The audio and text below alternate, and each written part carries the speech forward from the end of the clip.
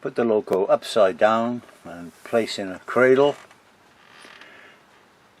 Just pull off the fuel tank, it's a press fit, and remove the two screws that are visible underneath the tank. This will allow the body to pop off.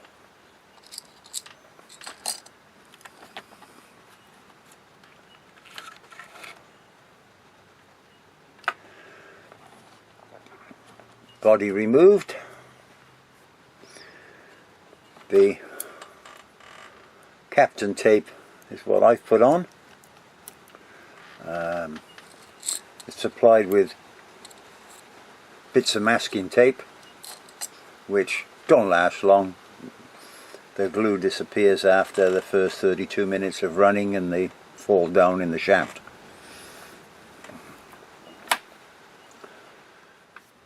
The main board is held in place with a screw, and the board will normally sit flat, but it's supplied with these white caps over the multi-terminals which make it sit up in the air and look strange. So I removed the caps, soldered the wires on, and as you can see it'll now sit down. The other thing you have to do on all Australian locos, they're supplied with a large choke inductor which you remove from one side, remove the other, and just put a wire link in, which, as you can see, this is what I've done here. And they also come with a capacitor stuck in the middle. You remove that. You only need it if you're taking the loco to Europe or the eastern parts of Europe which still have AM TV. I think the Chinese have a problem separating Australia and Austria because they put these in as part of the European specifications. All the Australian locos are like that. They can affect the low speed running and the better running of a decoder, any brand of decoder. The speaker I've used is a TCS speaker. The speaker comes with a beautiful enclosure. It's a nice fit. Speaker specs are 8 ohms, 2 watts, and it's military spec speaker, so in other words it's high quality. A little pricey maybe, but definitely worth it. The speaker, get my hands out the way.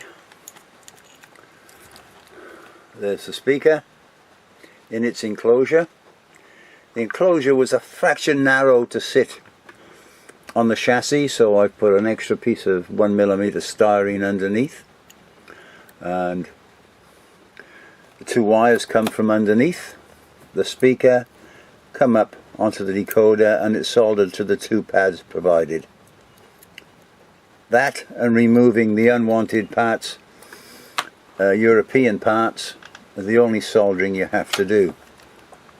Now, while we have the top off, there's a small circuit board with the resistors in for the LEDs that are mounted on the headboard and the marker lights. They're all very nicely done, nicely finished board, no problems there. And for the ditch lights, we have 2 wires, wrong colours of course, going down to 2 ditch lights. Really we need 3 so we can make the ditch lights flash like the real thing. The designer of the electronics in these has never ever seen the front end of a loco in Australia. They're probably some Chinese gentleman in Beijing and has never ever seen a video or seen the real thing, because we have 2 ditch lights and they flash like the Americans. The other thing that is normally missing on these is the color coding, but this particular loco we have white There's two whites there, so that's the headlight and the ditch lights. That's the extra function for ditch lights, and the common positive. The red one is the red ditch light, the red marker light when it's going the other way. So they followed color coding, except it's annoying that they haven't split the two ditch lights to get them to flash. We put the nose back on.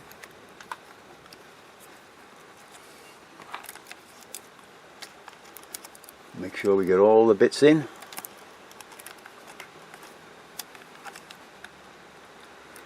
Right, the speaker's in, everything else is in. Now we put the decoder in.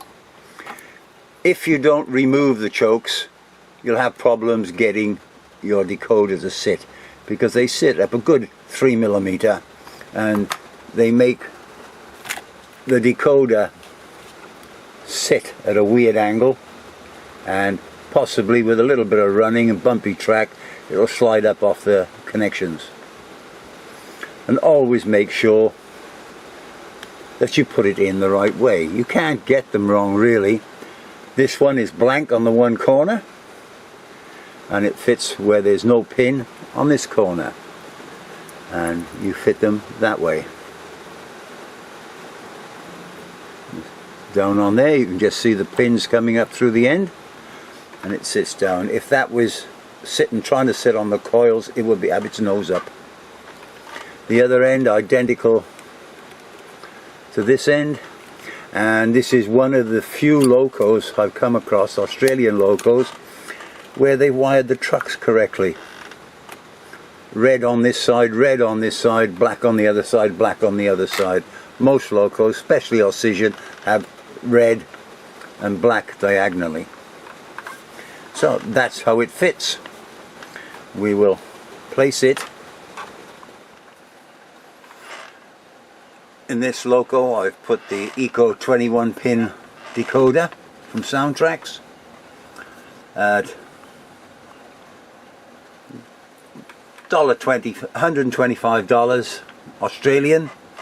That's a very good decoder, and as you can see it's 1 amp stall current, 40 different sound effects, 6 outputs for lighting, and has very good low speed motor control, and has back EMF. I could have put in a Tsunami 2, which has a few more functions. I could have put in a WOW 21 pin. I would have done that had the wiring in this been correct, so I could split the ditch lights. The WOW has 8 outputs, which is what you need to get the lights working properly on Australian loco. I use Decoder Pro and a sprog. The sprog is connected to the end of the little program track, so I can do it all here on the bench before I put the body back on, and we can test it. I'll call up the throttle.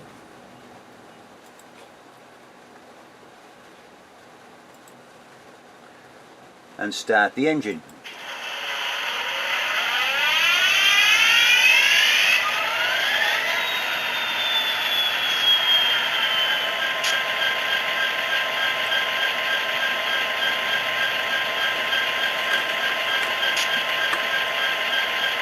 The volume level is set at 160 out of 255, so it's nice and low. It'll go a bit louder when I put the body on, but nothing wrong with that sound, no distortion.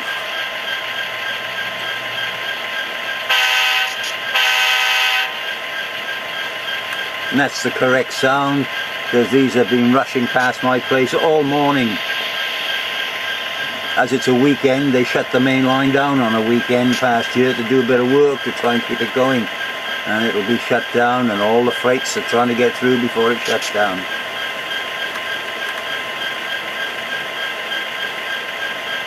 We can rev the engine up.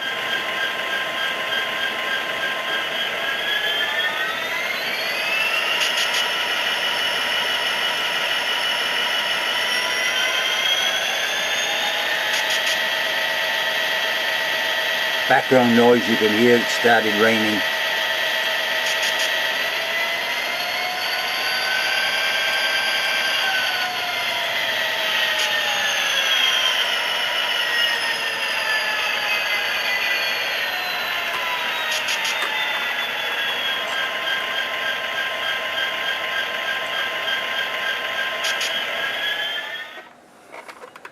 This is the front of the loco. This is a view of the loco whoever designed the wiring has never seen, so he has no idea how lights really work.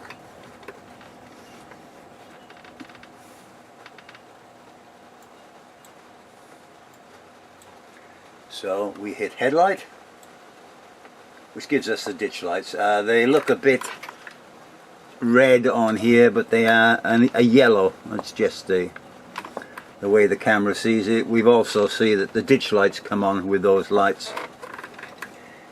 If I hit reverse,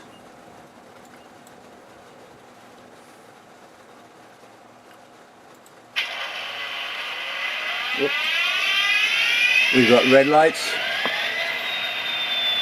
and we'll come forward again.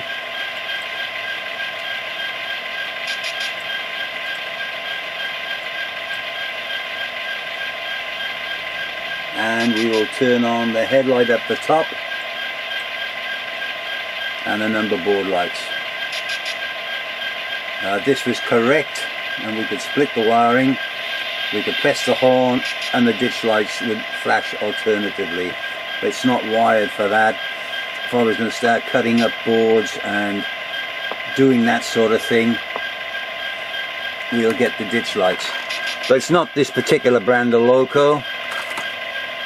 Here's an Alcisian, and if you look at the light board on that, there's two wires coming in. If you can follow it through and cut up the board and separate the two lights, then you can get two lights running on the front of this. But then you've got to worry about getting them wired back into the 21-pin decoder.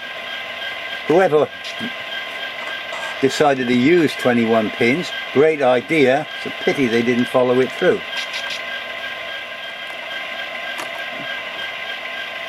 So we have all our lights on, and we change direction, and we get red. All the others have gone to the other end.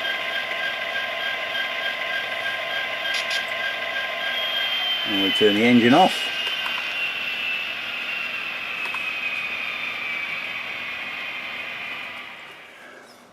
We put the body back on. I haven't put the screws in yet, but we will do that.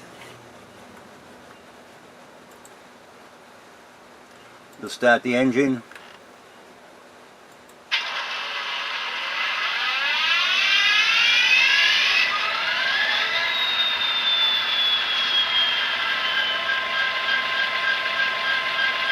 And it's there, we'll rev it up.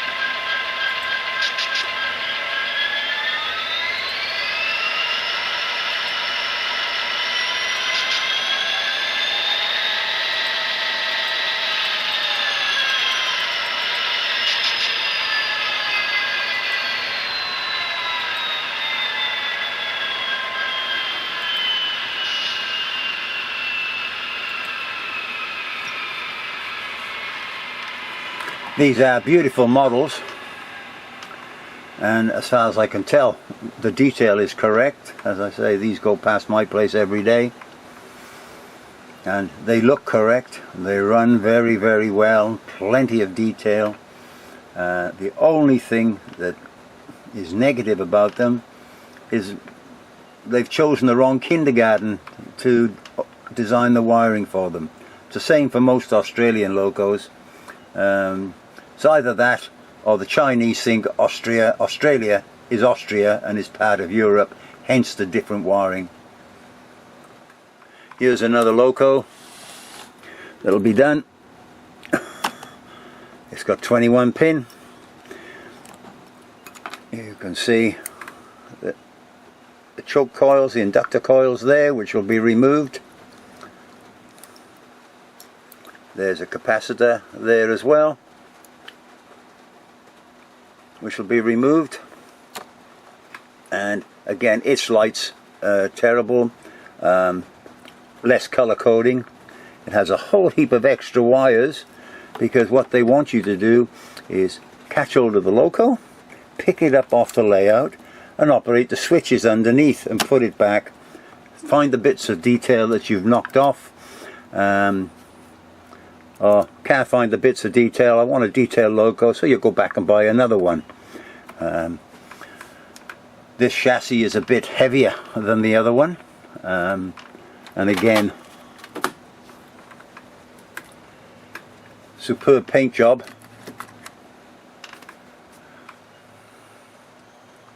Three of these went through the other day, so yeah, they're very, very nice, super detailed, but